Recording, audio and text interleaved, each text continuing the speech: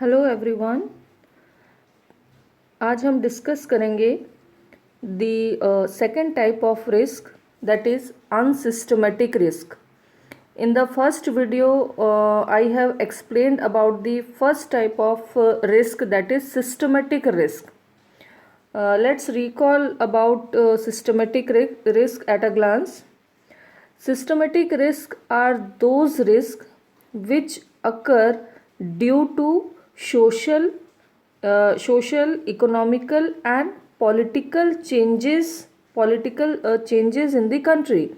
If there are changes in rules in economic factor, there would be the great impact on whole industry, not a single industry, whole industry. It affects the rules and regulation of industries. ये होता है आपका systematic risk. तो systematic risk as a macro economics point of view, not microeconomics. It is the point of view of macroeconomics, when the social, political and economical rules are changes that affects, that impact in the whole industry, whole society, whole company. Fine. That is called systematic risk. There are three type of systematic risk, as we have discussed, that is interest rate risk, market risk and inflation और purchasing power risk. So ये आपका systematic risk था. आज हम discuss करेंगे about unsystematic risk. Just opposite होता है systematic risk के, राइट. सिस्टमेटिक रिस्क जो है वो एक macro economic point of view है, and on the other hand unsystematic risk is a micro economic point of view. The changes in the industry, okay, the changes inside the industry which may affect an individual industry. आ रही बात आपको समझ में? जैसे आपके industry के inside में internally क्या क्या चेंज हो सकते हैं. जैसे आपका लेबर स्ट्राइक हो गया, ठीक है, यूनियन स्ट्राइक्स हो गए, मैनेजमेंट के पास सफिशिएंट फंड्स नहीं हैं, scarcity of raw material. That is the inside problem of an industry, जिसके कारण जो है कंपनी के फाइनेंस पे डायरेक्ट इफेक्ट पड़ता है. और जब कंपनी के फाइनेंस पे डायरेक्ट इफेक्ट पड़ता है तो कंपनी में सफ़र दी लॉस, और उस लॉस का इफेक्ट क्या पड़ेगा? उनके इन्वेस्टमेंट पे. इन्वेस्टमेंट पे अगर फ़र्क पड़ा, इन्वेस्टमेंट पे अगर इम्पैक्ट पड़ता है तो रिस्क के चांसेस भी इंक्रीज हो जाते हैं. आ रही बात समझ में? That is called unsystematic risk. When variability of returns occurs because of such firm specific factors. Specific factors क्या क्या है? Like raw material scarcity, labor strike, management inefficiency, inadequate funds in the industry. So specific reason के कारण अगर कोई एक industry पर जो है इम्पैक्ट पड़ता है, उसका निगेटिव इम्पैक्ट पड़ता है, that is called unsystematic risk. Fine.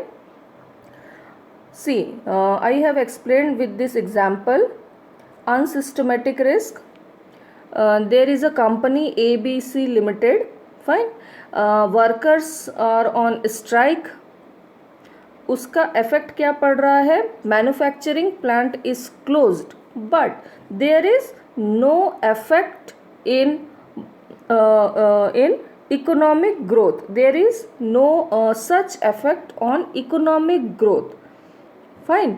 ये क्यों? क्योंकि ये एक इंटरनल आपका मैटर है, इंडस्ट्री का इंटरनल मैटर है ये. और जब इंडस्ट्री के इंटरनल मैटर में चेंजेस हो रहा है तो जो इम्पैक्ट हो रहा है वो पर्टिकुलर उस इंडस्ट्री पे हो रहा है, ना कि इकोनॉमिक ग्रोथ पे, राइट. लेकिन इसके जस्ट अपोजिट सिस्टमेटिक में हमने क्या पढ़ा था? If there is any changes in economical rules, economic rules, ठीक है, उसका इम्पैक्ट जो है इंडस्ट्री पे पड़ता है. नॉट ओनली सिंगल इंडस्ट्री, जो भी कंट्री के इंडस्ट्रीज़ हैं सभी इंडस्ट्रीज़ में जो है इसका इम्पैक्ट होता है, इफेक्ट होता है. फाइन. एंड उसके जस्ट अपोजिट है unsystematic risk. The internal change of industry affects the only particular industry. Fine. There is no effect on economic growth. Next आते हैं types of unsystematic risk. As such, we have discussed in systematic risk. There are 3 type of systematic risk. That is inflation risk, market risk, and one more is interest rate risk. Fine. Similarly, types of unsystematic. There are 2 major type of unsystematic risk. That is business risk and financial risk. Let's see what is business risk. Business risk. Fine. Every company operates within a particular environment. Yes, particular environment it is right. This operating environment comprises both internal and external environment. एक company जो है उसका they exist in 2 type of environment which is called operating environment. एक environment होता है internal environment and second होता है external environment, market place. Fine. Business risk is thus a function of the operating condition faced by a company and that affects in the operating income of a company. अगर मैं बात करूं तो operating cost होती है. ठीक है. Industries जो है अगर एक मैन्युफैक्चरिंग यूनिट है तो वहाँ पे ऑपरेटिंग कॉस्ट होता है. ये ऑपरेटिंग कॉस्ट आपके क्या क्या होते हैं? Fixed cost and variable cost. Are you getting my point? Operating cost are 2 type, that is fixed cost and variable cost. अगर कंपनी ने जो कंपनी के पास जो है large amount of fixed cost है, large amount of, if company has a larger proportion of fixed cost, it may disadvantageous for that particular company. Similarly, अगर company का large proportion variable cost में है, so it may also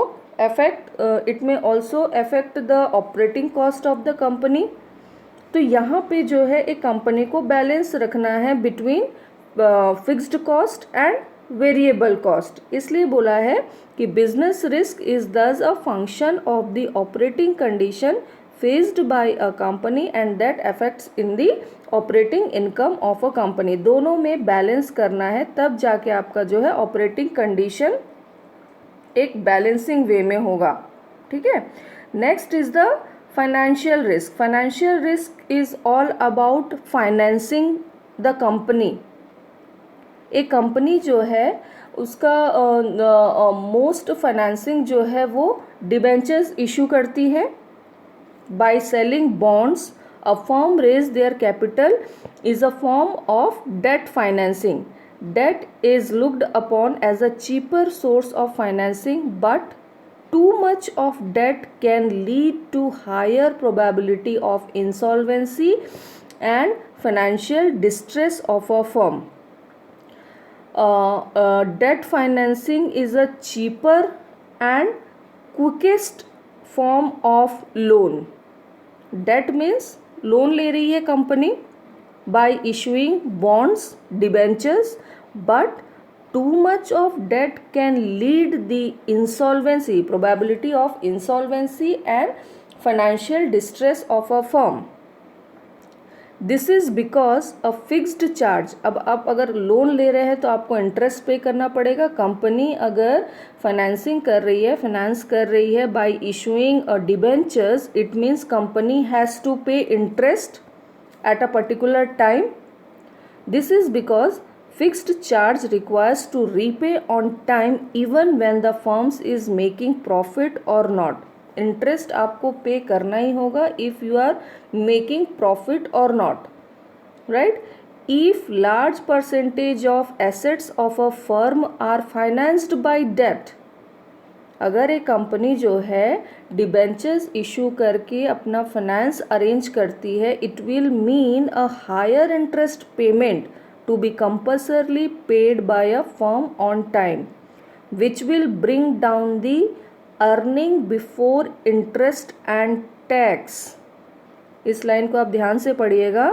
If a company arranges their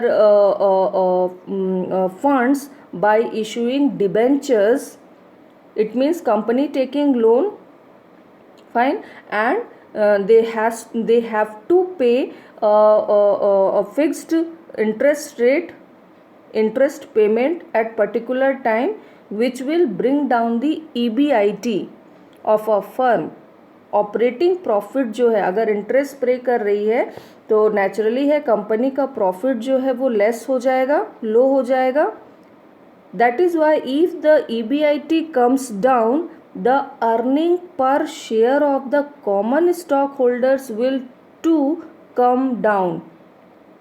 yes, it's a fact कि अगर company का profit कम हो रहा है तो ऑटोमेटिकली जो है earning per share, stock holders के पास जो शेयर्स हैं उसकी वैल्यू जो है ऑटोमेटिकली कम हो जाएगी, because company will not be able to pay dividend. Fine, अगर आपने इक्विटी शेयर इशू किया है तो इक्विटी शेयर्स पे आपको डिविडेंड देना है अपने स्टॉक होल्डर्स को. तो अगर आपकी कंपनी में प्रॉफिट नहीं होगा, आपके पास एक हायर प्रपोर्शन का फाइनेंसिंग होगा थ्रू डिबेंचर्स, तो आप कैसे पे करोगे डिविडेंड. सो इसलिए बोला है कि EPS for the common stock holders will come down, automatically जो है शेयर की वैल्यू वो लेस हो जाएगी. This variability in earning per share which happens on account of financial leverage is known as financial risk. EBIT, EBT, EPS, these all are the form of leverages. ठीक. और आपका अगर financial leverage में कोई financial leverage पे अगर effect पड़ता है, that leverage directly impact on financial risk. आपकी फाइनेंशियल रिस्क जो है वो हायर हो जाती है. ठीक है. तो these all are about types of risk, that is systematic risk and unsystematic risk. ठीक है. Now after this we will discuss about the numerical part of unit 1. कि यूनिट 1 में हमारे पास रिस्क एंड रिटर्न से रिलेटेड न्यूमेरिकल्स हैं. उसके लिए हमको क्या फॉर्मूला अडॉप्ट करना है, कैसे रिस्क को एनालाइज करते हैं, रिटर्न्स को किस तरीके से एनालाइज किया जाता है. तो in the next video we will solve some numericals. Okay, thank you.